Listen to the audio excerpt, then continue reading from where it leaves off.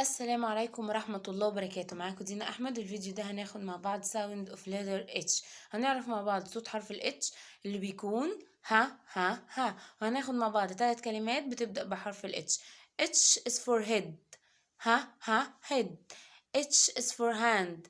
ها ها hand. H is for hair. ها ها hair. ويا رب اقدر افيدكم، ولو بحاجه بسيطه ما تنسوش تعملوا لايك وشير وكومنت الفيديو، سبسكرايب لقناه اليوتيوب، وفولو على انستجرام وفيسبوك وتيك